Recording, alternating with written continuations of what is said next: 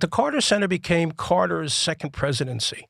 It became the platform for him to speak out on a whole series of issues, not just the Middle East. He was clobbered, as you correctly say, by Reagan. And he was relentless in his criticism of Reagan during the first 2 and 3 and 4 years of Reagan's first term in office. I mean, he was relentless. And Carter went on to criticize many of his successors. He went on to criticize the first George Bush on the whole issue of intervening in Iraq. Well, he didn't just criticize him. He actually communicated directly with heads of state in the Arab world, telling them not to cooperate with President Bush and the U.S. government. It's kind of an extraordinary step. Brent Scowcroft, who was national security advisor to Bush at the time, believed that Carter was getting pretty close to violating the Logan Act. Right. That you can't conduct your own U.S. foreign policy as a private citizen. Carter was not circumspect about his opinion. And the less circumspect he became, if he was at all at the beginning, he realized former presidents aren't held accountable and no one can hold them accountable. There's no forum. You can't get impeached for being a former president. They can't throw you in jail for being a former president. And he didn't just write one more book on the Middle East. He wrote 6 or 7 more on the Middle East. He wrote 30 books total, of which 6 or 7 of them focused on just the Middle East. Carter was captivated. He was slain. He was addicted to trying to resolve the Palestinian-Israeli and the Arab-Israeli conflict because he thought he could, he thought he should, and he thought he was not given the chance to do so because he lost to Ronald Reagan. I can't tell you how many times he said to me, at least half a dozen, throughout the 1980s, if they'd only give me a chance, I can do this. I said, what do you mean? He said, if they'll only give me a chance to get back into mediation, I can make a difference. I said, Mr. President, Arafat is not Sadat. And the West Bank is not Sinai. And he'd go, oh, come on, Ken. This can be done. He even wrote a book titled, There Can Be Peace in the Middle East. So when he comes out with Palestine, Peace, Not Apartheid, he had evolved into this frustration that his successors had not done what he had done by intervening with the White House as being that place of mediation that could succeed. Carter kept on believing, rightfully so, that his mediation made a difference, but successors didn't have a Begin and Sadat. Carter did.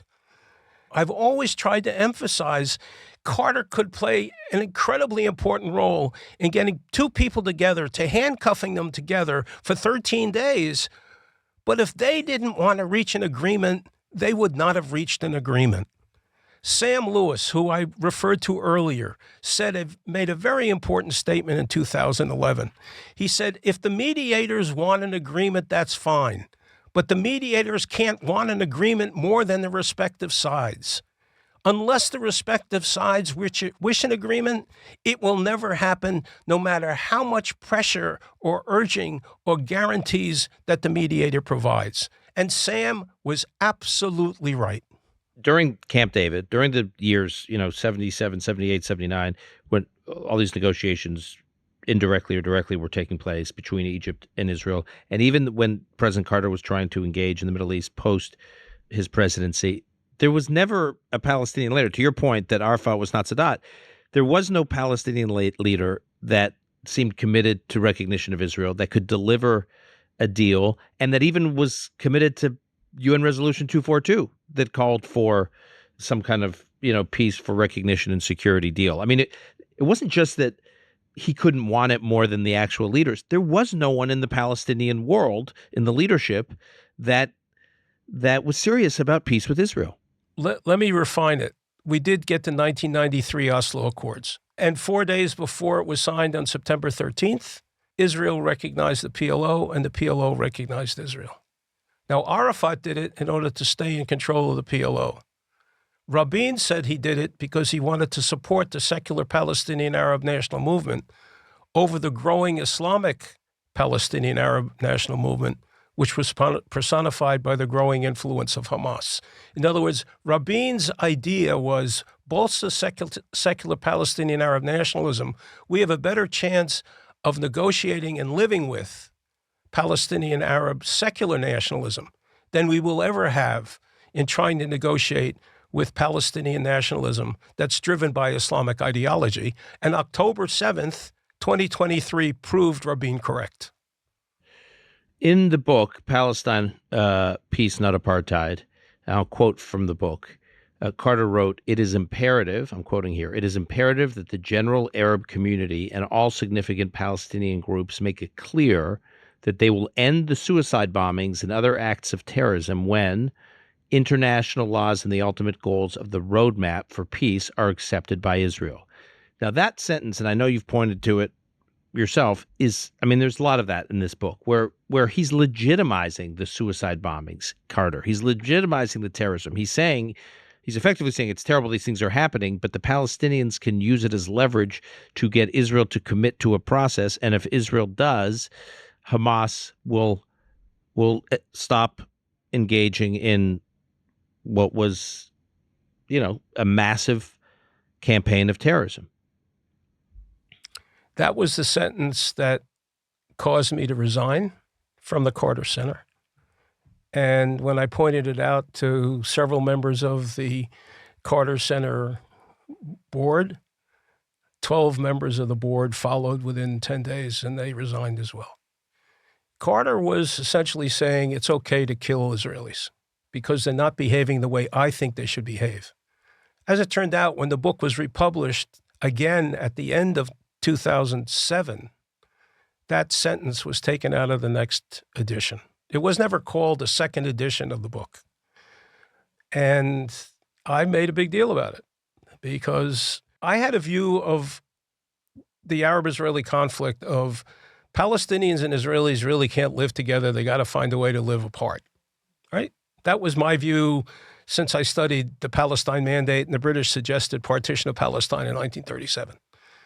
I knew that, or I had learned that. But Carter went beyond that. Carter went to the point of saying Israelis have to be punished because they're not following international rules that have been established on what their attitudes and behavior should be toward the Palestinians. That's different than negotiating an agreement based on a UN resolution between two presidents, between a president and a prime minister at the Camp David Accords and the Egyptian-Israeli Treaty. That, proverbially broke my camel back. So, Ken, I guess I just want to wrap. Carter had met with Hamas leaders repeatedly. From 2003 onwards. Right. And he was telling Israel and the U.S. governments that they have to deal with Hamas. They have to recognize Hamas as the legitimate political actors representing the Palestinian people. I'm basically quoting from what he had said.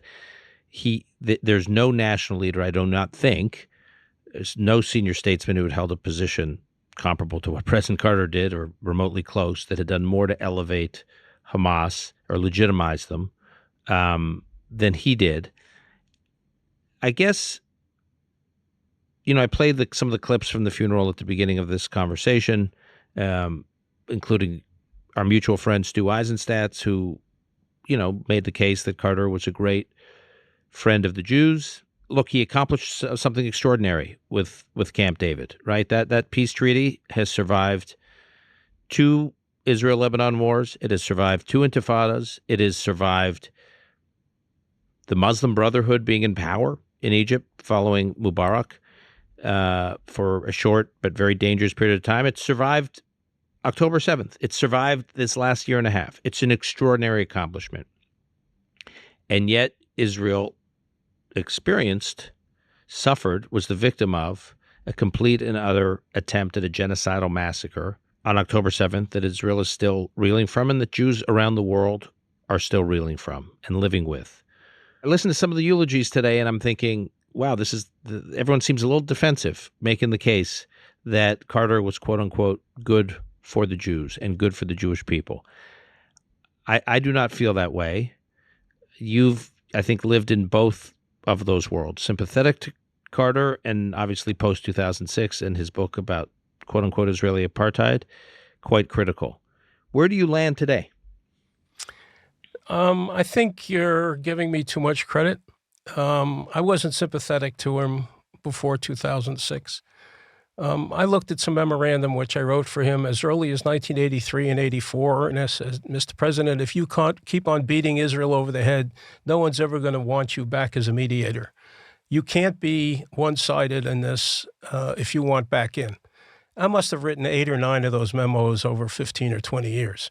You don't know about it because there were private conversations or private discussions or private exchanges. If Carter really was opposed to the Jewish state, then what he did at Camp David completely was contradictory to that. Carter solidified the state of Israel probably as important, or maybe just a little bit less important, than Truman's recognition of Israel in 1948. Because Carter essentially said, there's an Arab country that's going to recognize you. And the Israelis have always said, recognition, accept us as a state. And we don't want to be just accepted by the United States and the European Union countries and by the UN. We want to be accepted by our neighbors. And Sadat put up his hand. And then Jordan did. And then the UAE did. And then Bahrain did. And the Abraham Accords. And then Sudan and Morocco. In other words, Carter did a lot to unleash a process where Arab states would recognize Israel because it was in their national interest to do so. What did we learn from October 7th? We learned that Israel can be recognized diplomatically, but it's not going to be accepted as a Jewish state in the Middle East. Recognition is one thing. Being accepted as an equal is quite different. And that's why or how the motivation for the anti-Semitism that evolves after October 7th emerges. I think Carter would have preferred if he could have been asked to come back in and be a mediator, but I think he would have run into a stone wall because he realized that the Middle East was not yet ready. The Arab world was not ready, and many Muslim states were not ready to still put their arms around a Jewish state 76 years after it was created. Anyone who reads the Arabic newspapers, as I try and do once a week, knows that Israel's referred to as the occupying state. And they're not talking about the West Bank. They're talking about all the land west of the Jordan River. Now, that's not something you're going to read about in the New York Times or the Wall Street Journal or CNN or MSNBC or even on Fox News, because they're not reading Arabic sources. And that's one of the great problems we have, is the same problem that Jimmy Carter had. We don't understand the political cultures of the Middle East. We don't understand what people are saying to themselves. We listen to one another. We read each other's editorials. And we say, boy, that smells good. That tastes good. I can live with that. But maybe some problems can't be resolved, at least not by mediation, and at least not by give and take. Maybe it's going to take a de Gaulle to go to Algeria, or it's going to take a Nixon to go to China. You need leaders who are willing to look over the horizon like Begin and Sadat did. And we don't have those leaders today. So all I'm saying is, advocates of a two-state solution, it's a great idea, but you can't make it happen unless they want to make it happen. Sam Lewis, you were right. You were absolutely right.